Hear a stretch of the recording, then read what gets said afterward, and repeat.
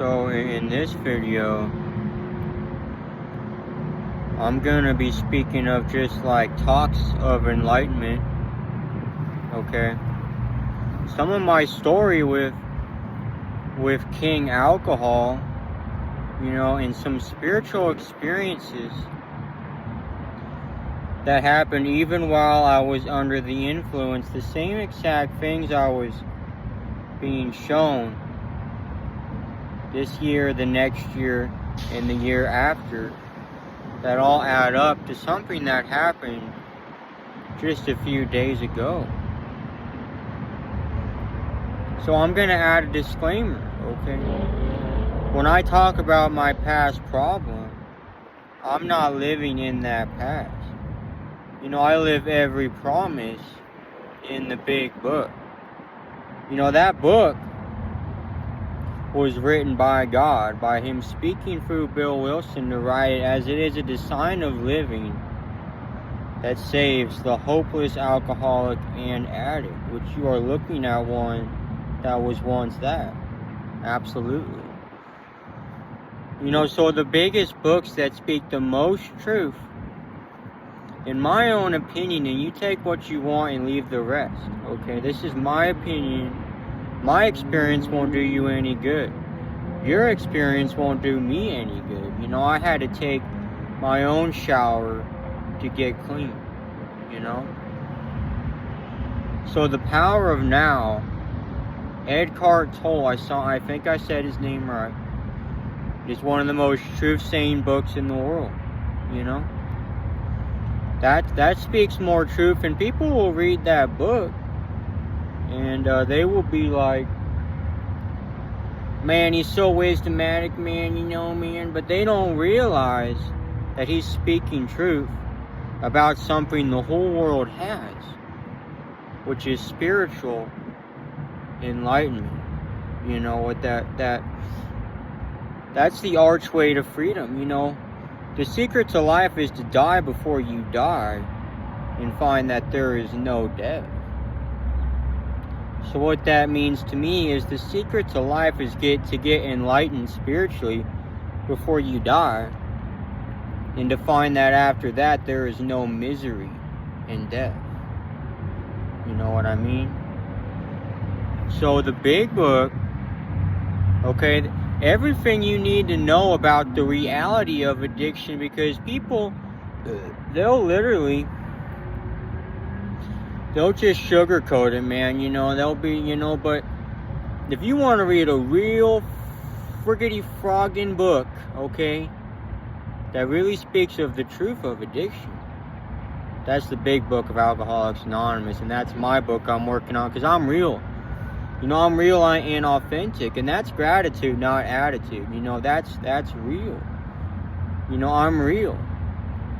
And I don't mean real like that. I mean like real mentally, And the only way for somebody to get real with somebody else is if they first get real with themselves. So it's all about looking within, So the thing about the Bible, okay, and then you take what you want and leave the rest. The first little bit of it, like Genesis, that's all real. That's truth. The person who wrote that, obviously God spoke through him to write it, as he does with my book, as he did with Bill Wilson for Bill Wilson's book. You know what I mean? And the power of now.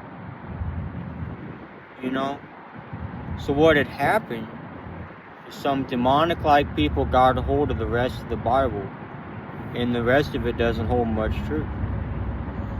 And I know who told me that, because the only way to change your thinking only comes from a power greater than your thinking. You know what I mean? Never to try too hard, for the answers always come in a clear conscience. What that means is you're not trying anymore. You have fully conceded that you've always done the best you could. You've always done the best, and you fully concede to that. And you allow yourself to have spiritual experiences that change your whole attitude and outlook upon life. you can comprehend the word serenity, you know, you will see how your experience can benefit others, you know, because there's a part of me that does regret the past just a little bit, you know what I mean? Because my past, it was fucking bad, dude. Shit. Sorry. Just a little smile sometimes, but you know, that's the 9-step promises. You know, we will not regret the past nor wish to shut the door on it. We will see how our experience can benefit others. You know, our whole attitude and outlook upon life will change. You know, what they don't know in AA is those promises are lived by the 8th and 9th step. You know what I mean? But that's also lived by having spiritual experiences. You know, which usually only come from huge emotional displacements and rearrangements. For me, it's usually just from reading something. You know, or sitting alone at perfect peace and ease. And feeling the nearness of my Creator as I do. Okay? So that's just a little bit of wisdomatic stuff. Just getting 6 fucking minutes already. Man, I just got too much knowledge. And that's gratitude, not attitude. So I'm going to talk a little bit about, you know, so that was a little bit of a talk of enlightenment, you know, and the whole world has that, you know, but you find enlightenment the moment you realize you don't need to seek enlightenment because you don't have to look for what you already have. Get what I'm saying? So I don't think you can reach enlightenment without God's help. Because I sure as shit fucking couldn't.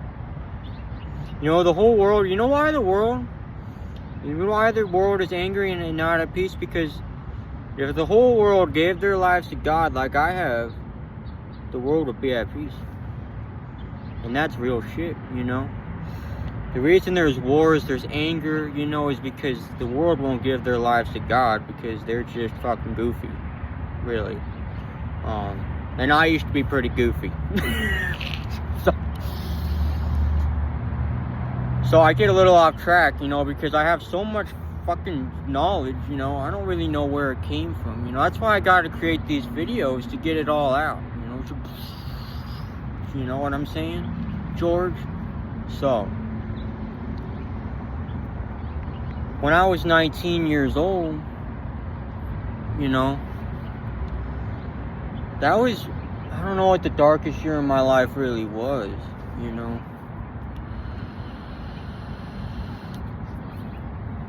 That's the golden goose, by the way. I'm just gonna take a cold puff.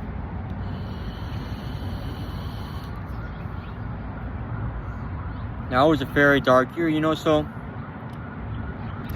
I started drinking alcohol when I was like 13 or 14. You know, I didn't even start getting hammered until I was 15, you know, so I would come home always looking forward, fucking spider on the ground, you fucking, so always looking forward to getting home after school, you know. I always knew where my mom had that El Fiferado, you know. Open up the cabinet, man, look at that shit, dude. And I would just probably drink about a pint, or, you know, 15 years old, staring at the stove, you know. So right off the bat, you know, my mother was a pro enabler. You know, she would take me to her aunt's house every single Tuesday. I remember this, man. I would be so, man, I'm gonna go get shit can at my aunt's house, man, yeah. And that was really my thinking, because at that time, it did work really good, and I won't lie about it. I mean, I'm gonna be real, man. There were times where drugs were pretty fucking good, and that's called being real, you know. But that does fucking get that fucking spider here. Sorry, there's a fucking spider on the ground. I'm not lying about that. Kill that fucking thing. Sorry. I hate spider. I'm sorry. I'm just like really happy and enlightened, and so yeah. It's called spiritual health. That fucking spider. I'm just trying to make sure it's not like fucking on me. Okay, I think I'm just gonna actually stand up and just kind of move a little bit, because I'm not lying. It really is a fucking spider. Okay. Sorry, I do have a fear of spiders. I think I did kill it. Okay. So at my Aunt Amy's, you know, I mean, I'm about to get fucking. So my mom would let me go over there. And I'm about 14 or 15. You know, I'd be canning about fucking like 12 tall boys and maybe fucking 4 Jaeger bombs or some shit. Smoking like fucking a shitload of wax cards, man, getting fucking plastered. 15. So little did I know that was gonna turn into a really bad, really long, you know. Because as I said, I started getting drunk around 12 or 13 or 14, you know, pretty hammered. You know, I drank for probably 8 to 10 years. I can't count, I don't know, a minute. But the idea is people are gonna be like, man, I drank one dog again. You know, man, it's not about the quantity you drank. It's not about, you know, it's not about a quantity of time you drank. It's about the quantity you drank and the things you were running from while you drank. You know, because alcohol feeds into your discontentment. So that's how it really all started, you know. So 17 passes around. My mother passed away when I was 16. And that pain's been healed by God sending me somebody who is my mother today, you know. And I do love you. So how did I get rid of that pain? I looked within in meditation and I remembered all of it, asked God to heal it, bro. And woke up the next day, my heart was booming, dude. I was freaking gone type shit, man. Really, that is real fucking shit. And if you don't believe that, then I guess you're just scared of being free, you know? So, by the time I was 17, you know, I was fucking off. So I'm like, pouring outside. So by the time I was 17, you know, I found this guy, you know, I'd give him some money. He'd go to the liquor store, bring me back about 5 or 6 fifths of Svedka. I'd about canning one of those in like 1 or 2 nights. You know, I'd probably get drunk 4 to 5 nights a week. And I'm talking just fucking raging, just fucking bam, bam, bam, bam. So 17, I'm not gonna get too far into my problem, you know. I'm gonna talk about Jesus showing up for me in my hardest times. You know, so I'll talk about being 18 another time, you know, but I'll give you a little patch, you know. When I was 18 years old, I was basically high on crystal meth every single day. Okay, and there was no fucking breathing, there was no fucking stop. I didn't fucking draw a sober breath probably from the time I was barely 15 to almost 20, maybe 2 months of sober breath, but I was locked up in rehab both those times. Anytime I wasn't in a program, I was getting pickled. So I really wouldn't even count that. You know, you can count being in rehab this time, but you can leave, you know, but I was really just there to be for whatever, you know what I mean? So 19 years old, okay, you know, by this time, you know, I had developed a serious physical dependency towards alcohol, you know, very serious. You know, I began to have delirium tremens by the time I was 18, you know, severe withdrawal. I'd have seizures, you know, heart palpitating, racing, tremors, you know, can't think, must drink. You know, I'd hear women screaming and crying in my head. I'd hear cop sirens. I'd see LSD tracers. I would see demonic skulls all over my vision and trees, unless I got that in me. So I'm about to line all this up. You're going to see how this all goes. So at 19 years old, I lived in a motel, a really run-down motel. It was about my last few days there. My aunt picked me up off the streets, got me back there, you know, by her own grace of doing that. I don't think I would have ever made it that far, you know, because I had probably walked about 10 miles that day to get to where I was at in the heat, you know. Only way I kept going was smoking meth, really. Fucking beat, dude. Fuck, dude. God, fucking, dude. Okay, I'm gonna keep recording this fucking video. There's a fucking bee, dude. I keep getting fucking disturbed. I can't record videos inside. I'm sorry. Okay, I really apologize, or I'm really fucking apologize. I can't fucking stop that. Fucking B. Really? I can't record them inside because there's fucking people. It's better to make these videos alone and meet God alone than with them who might misunderstand. And that whole fucking building misunderstands. And I'm only serious. So, I made it back to the motel that day. I laid on the floor and had a grand mal seizure. Really, you know? So as that was happening, I was looking at the door. And I saw this white beam of light. I didn't know what that was. You know, it was Jesus right then. You know? You gotta be in a lot of fucking pain for Jesus to step in like that, you know, really. I mean, a white beam, you know. You gotta be in a lot of pain for Jesus to, out of everybody in the world, in that breath, in that moment, he saw my pain. I got it from the floor, okay, I'm gonna tell a little bit of this. Looked at myself in the mirror, you know, I weighed about 95 pounds, I was pale, you know, my bones were sticking out of my skin, really. I looked at myself in the mirror and I said, man, I could really use a fucking shower, dude. Man, I've been out there on the streets for a little bit now, dude. I need to fucking smoke a bowl, man. Really, that's... And then this voice said to me, drinking is more important. That was an audio hallucination, really. So, I don't know if I might...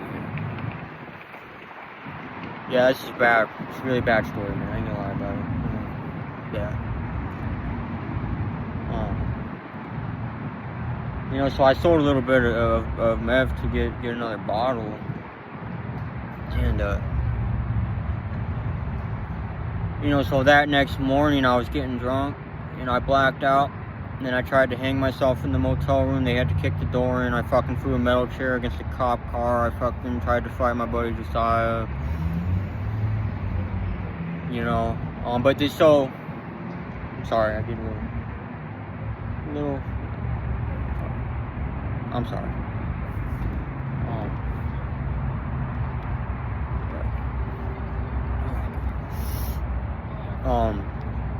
But yeah, that was Jesus showing up for me in that time, you know. Yeah. So I mean, so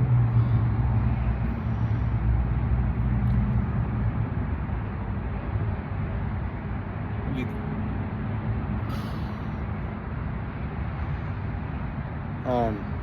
So I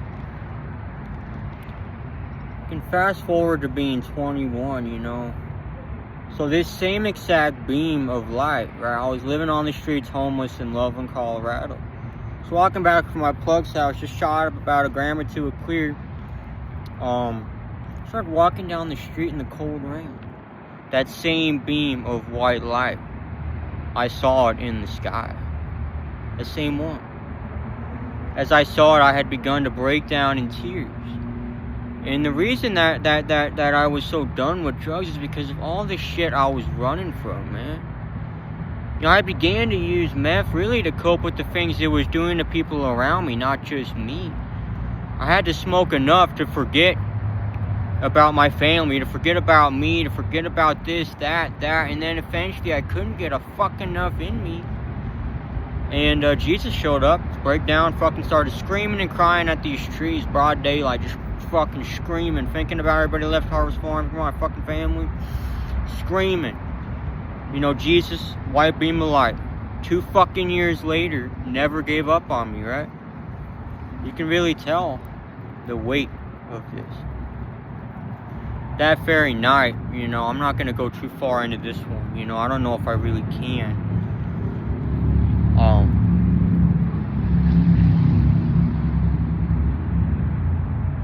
I can't talk about that one. I can't talk about that story. I just cannot. I can't.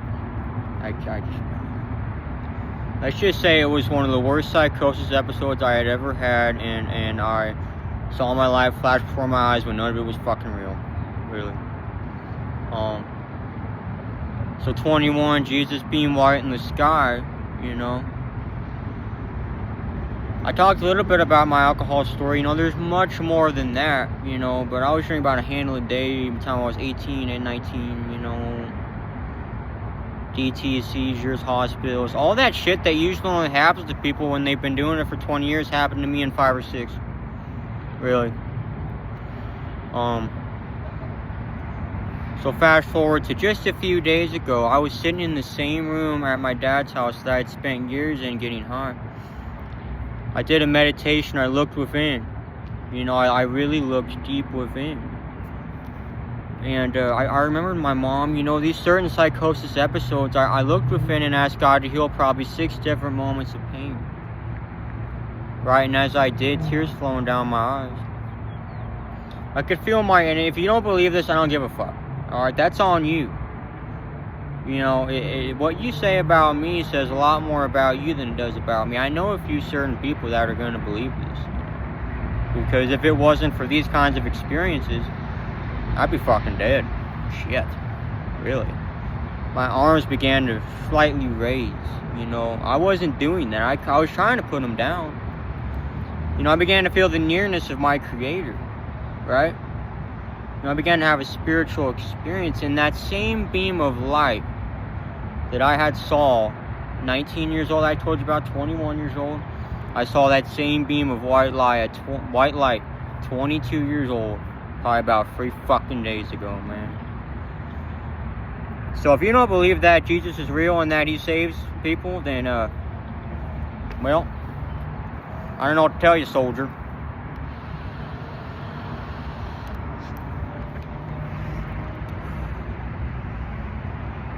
But that's, you know, man.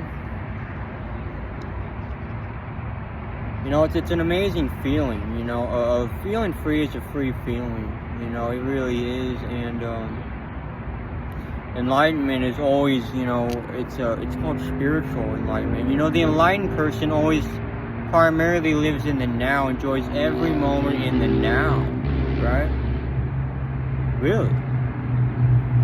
You know, how have I maintained these feelings, you know, this, because when you have enough spiritual experiences, your whole attitude upon life will change. There's one thing being saved by Jesus, but there's another thing enlarging that connection as I did to a point where he speaks to me every day, right? I can ask him anything, anytime, you know. That he tells me how to get spiritual experiences. He has. And I do it. I have a spiritual experience. And that's one of the most amazing feelings. It's actually stuck with me.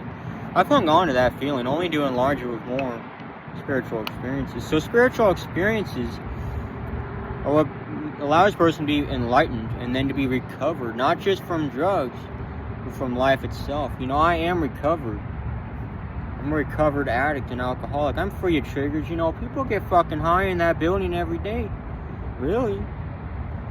You know, I mean, fuck, I walked into a bathroom the other day, fucking smelled fucking meth. Whatever. Shit. I even confronted that goofball, man. I was like, dude, I know you're in there fucking jerking off and smoking dope, and he was. I'm not going to judge him because I'll tell you what. I used to do a lot of that, and a lot, man. I'll tell you. Shit, man. But that's over now. You know, he's doing it, you know, but he's placed himself beyond human aid. I checked his ass, so I was like, dude, if you're getting high, you ain't gonna tell nobody you're getting high because you don't want to get caught, right? So I'm just showing I am recovered, you know, and so spiritual experience allows someone to become enlightened. With enough of them, you're enlightened, and then you're recovered, not just from drugs, but from life itself. You know what I mean? You know, I feel I am on the spiritual highway, you know, walking heat and gleam with the Savior of my life. I pass. It's already working.